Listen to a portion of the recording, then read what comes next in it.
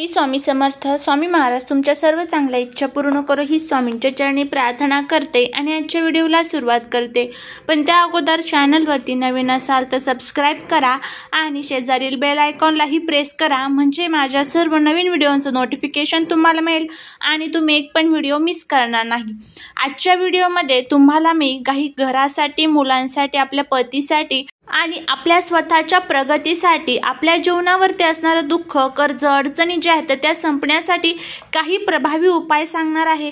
आणि त्यातल्या त्यात उद्या बघा वसंत पंचमी आहे. वसंत पंचमीच्या दिवशी 1-2 उपाय आपल्याला पंडित प्रदीप मिश्रा यांनी सांगितलेले आहे.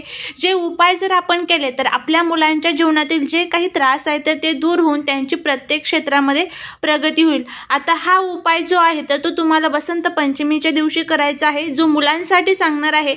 आणि बाकीचे जे उपाय आहेत ते तुम्ही नंतर कोणत्याही दिवशी प्रत्येक सोमवारी जरी केले तरीही चालेल. आता वसंत पंचमीचा पहिला जो मुलांसाठी आपल्याला उपाय करायचा आहे तर तो बघूया. आता तुम्हाला जर उद्या सुतक पिरियड्स वगैरे असेल तर सुतक पिरियड्समध्ये तुम्हाला हा उपाय करता येणार नाही.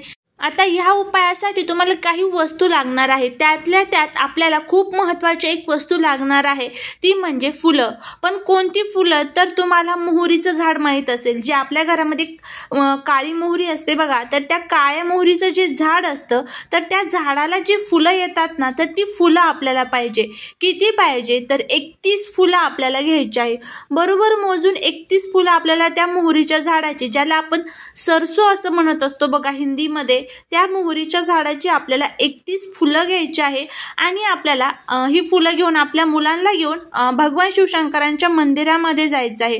तुमच्या आजूबाजूला जिथे कुठे भगवान शिवशंकरांचं मंदिर असेल तिथे जायचं आहे आणि त्यांच्या हातून तुम्हाला हे एक फूल भगवान शिवशंकरांच्या पिंडीवरती अर्पण करायचं आहे. अर्पण करत असताना श्री शिवाय नमस्तुभ्यम म्हणायचं आहे. मुलांच्या हातात फुलं द्यायची आहे आणि त्यांच्या हातातून ही 31 फुलं तुम्हाला भगवान शिवशंकरांच्या पिंडीवरती अर्पण करायची आहे.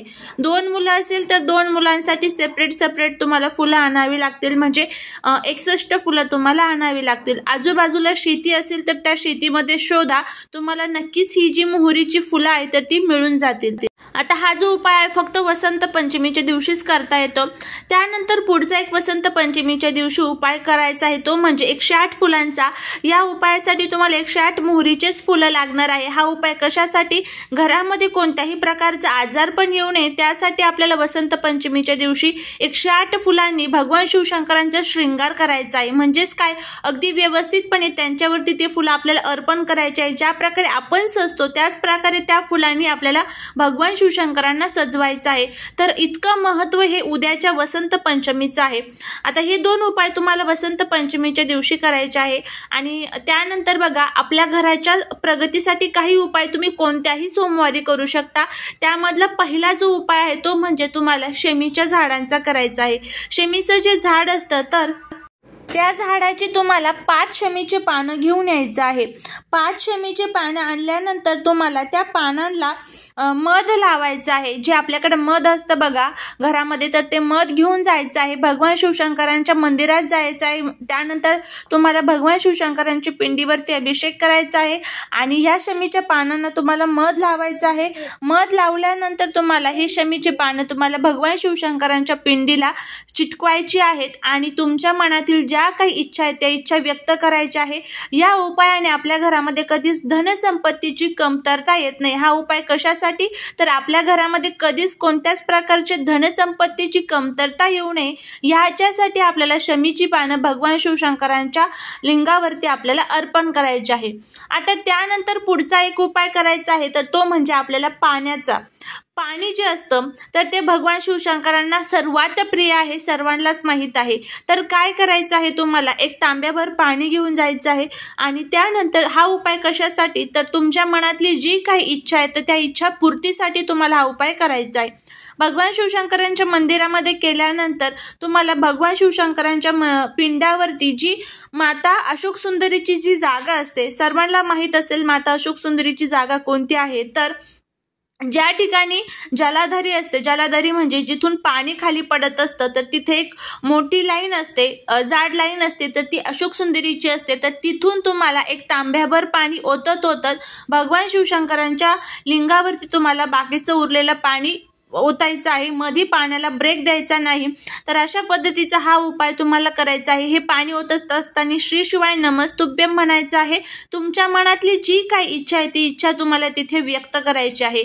तर अशा पद्धतीने इच्छापूर्तीसाठी हा अतिशय प्रभावी असा हा उपाय नक्की करा। अशोक सुंदरी जे आहे तर ते भगवान शिवशंकरांची मुलगी आहे आणि त्यांच्या मुलीचं म्हणणं ते कधीच टाळत नाही। त्यामुळे भगवान शिवशंकरांपर्यंत जर आपलं म्हणणं पोहोचवायचं असेल तर आपल्याला अशोक सुंदरीपासून पाणी ओतत ते भगवान शिवशंकरांच्या पिंड्यावरती आपल्याला ओतायचं आहे। तर हा एक उपाय तुम्ही इच्छापूर्तीसाठी कधीही करू शकता, कोणत्याही सोमवारी करू शकता, कोणत्याही दिवशी करू शकता। हे जे उपाय मी तुम्हाला सांगत आहे तुम्ही कधीही करू शकता, हे लक्षात ठेवा। फक्त पहिले जे 2 उपाय सांगितले आहे ते फक्त आपल्याला वसंत पंचमीच्या दिवशीच करायचे असतात। त्यानंतर पुढचा चौथा जो उपाय आहे तर तो पिंपळाच्या पानांचा आहे। तर आपल्याला जे ग्रह त्रास देत असतात बघा, आपल्या जीवनामध्ये अनेक ग्रह असतात, आपल्या कुंडलीत हे ग्रह आपल्याला खूप त्रास देत असतात, पण यांचा त्रास आपल्याला दूर व्हावा, आपले ग्रह आपल्या कुंडलीत अगदी व्यवस्थितपणे त्यांच्या जागेवरतीच राहावे आणि आपल्याला प्रत्येक कामात यश मिळावं, यासाठी आपल्याला हा जो उपाय आहे तो करायचा आहे। काय करायचं आहे, 1 तांब्याभर पाणी घ्यायचं आहे। त्या पाण्यामध्ये तुम्हाला 5 पिंपळाची पानं जी असतात ना ती टाकायची आहे। त्यामध्ये एक हळकुंड टाकायचं, हळकुंड फोडून सुद्धा तुम्ही थोडंसं हळकुंड त्यामध्ये टाकू शकता, हळद टाकायची नाही, हळकुंडच टाकायचं आहे। त्या पाण्यामध्ये तुम्हाला थोडेसे काळे तीळ टाकायचे आहे। काळे तीळ टाकल्यानंतर तुम्हाला हे पाणी भगवान शिवशंकरांच्या लिंगावरती अर्पण करायचं आहे। ते पानं जी आहेत पिंपळाची ती सुद्धा तुम्हाला तिथे अर्पण करायची आहे आणि पानं अर्पण केल्यानंतर ती 5 पानं परत उचलायची आणि आपल्या स्वतःवरती त्यामध्ये जे पाणी उरलेलं असेल त्या पानांमध्ये तर ते शिंपडायचं आहे। याने आपल्या कुंडलीमध्ये जे ग्रह आपल्याला त्रास देत असतात तर त्यांचा त्रास दूर होतो आणि त्यांचे ग्रहांचा जो काही दुष्परिणाम आपल्या आयुष्यावरती होत असतो तर तो दुष्परिणाम सुद्धा आपला दूर होत असतो। तर हा प्रभावी उपाय तुम्ही तुमच्या ग्रह कुंडलीतील जे काही ग्रह तुम्हाला त्रास देत आहेत तर त्यांचा त्रास नष्ट करण्यासाठी उपाय करू शकता। तर हा चौथा जो उपाय आहे तो तुम्ही नक्की करून बघा। हा उपाय तुम्ही कधीही करू शकता, शनिवारी केला तर अतिशय उत्तम राहील। त्यानंतर तुम्हाला 5वा उपाय जो करायचा आहे तर तो म्हणजे बेलाच्या झाडाखाली। तर बघा, आपल्याला असं वाटत असतं की आपली जी इच्छा आहे तर ते भगवान शिवशंकर पूर्ण करतच नाहीये, तुम्ही खूप त्यांची सेवा करत आहात, आराधना करत आहात, पण तुम्हाला असं वाटतंय की त्यांनी तुमची इच्छा पूर्ण केलेली नाहीये। तर बेलाच्या झाडापाशी जायचं आहे। तिथे गेल्यानंतर तुम्हाला एक कंकररूपी शंकर घ्यायचा आहे, म्हणजे एक दगड घ्यायचा आहे, त्या दगडाला कंकररूपी शंकर मानायचा आहे, त्यावरती 1 तांब्याभर पाणी अर्पण करायचं आहे आणि एक मुगाचा दाणा आणि एक तांदळाचा दाणा तुम्हाला त्या कंकररूपी शंकरवरती तुम्हाला अर्पण करायचं आहे आणि तुम्हाला हर हर महादेव म्हणून तुमच्या मनातली जी काही इच्छा आहे ती इच्छा तुम्हाला तिथे व्यक्त करायची आहे। तर अशा पद्धतीने तुम्हाला हे जे 5 उपाय आहेत ते करायचे आहे। पहिले 2 उपाय तुम्हाला वसंत पंचमीच्या दिवशी करायचे आहे, बाकीचे 3 हे जे नंतर उपाय सांगितले तर ते तुम्ही कोणत्याही दिवशी, कोणत्याही वेळेला, कोणत्याही तारखेला तुम्ही करू शकता।